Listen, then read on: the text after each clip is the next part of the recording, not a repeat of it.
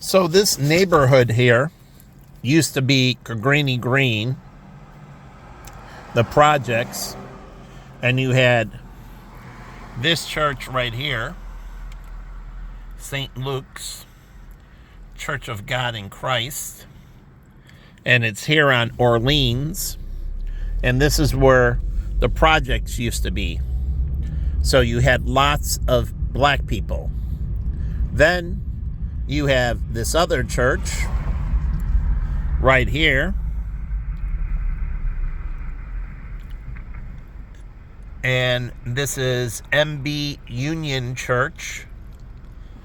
And again, this church that's right here, as you can see the cross right there for this church.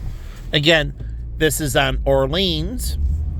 That's two churches that catered to black people in the projects. And then you have St. Matthew's here, United Methodist Church, right here. Three churches that catered to black people in the project. And then we have the fourth church right up here. And let's grab the name of this. I don't forget the name of this church.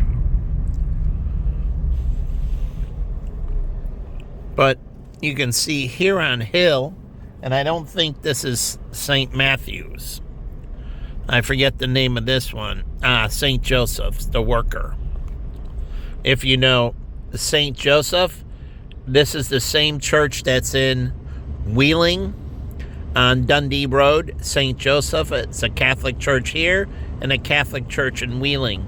There's four churches here. Now you have a park right here, but four churches.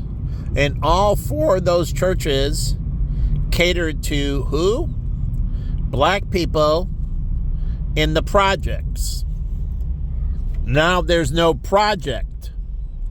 What is their congregation? And where do they get their congregation from?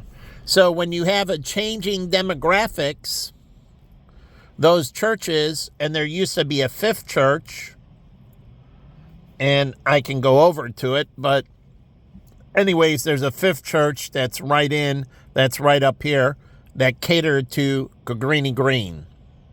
5 churches. And then there's a sixth church right around the corner, but their congregation that's on Wells, their congregation is white. But it's a sixth church in this area. 6 churches in a very small area. But when the projects went, so did their parishioners. So understanding how demographics changes and how it affects the church structure and how the church needs to evolve with the changing demographics. So they should have seen all this coming a long way down and figure out where their parishioners. So I assume these churches now try to grab some of the black people that are around here and have to grab more of them from down south. So where do they market to so they stay thriving so they don't have to shut their doors?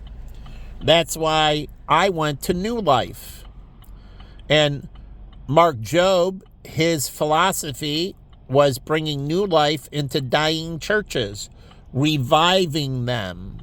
And so it was an interesting premise to me about how to stop the bleeding of the church, meaning the dwindling congregation, and then reviving it. And then I was working with some other churches on my own to help them revive their churches. And so you have these churches that no longer have a congregation. Their congregation was mainly black and is no longer here. So, again, what are they doing how did they augment and how they target marketing and everything to make sure they stay thriving? And obviously, this is too long for Facebook. I'll try to post it on Facebook. But again, these are things that the church has to see coming down the pipeline and has to understand what city planners are doing. Like, I'll make this longer. If the Lincoln Yards project comes in, well, what do you need there? Well, either you're going to market into that area, truly into that area, to get parishioners to go to a church somewhere around there, or you're going to start up a new church. So the Hudson Yards project in New York, it's a perfect time to market into that area, and churches working with developers, marketing to developments about them checking out the churches in their area, sending a welcoming kit and getting them to come to a church in their area, or what? Start a church. So if the Lincoln Yards project, which is down here, goes, then it would be nice to open up a church.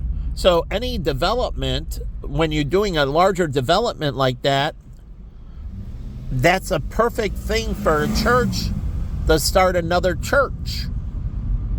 So anytime you have these housing developments, churches should think about starting a church plant.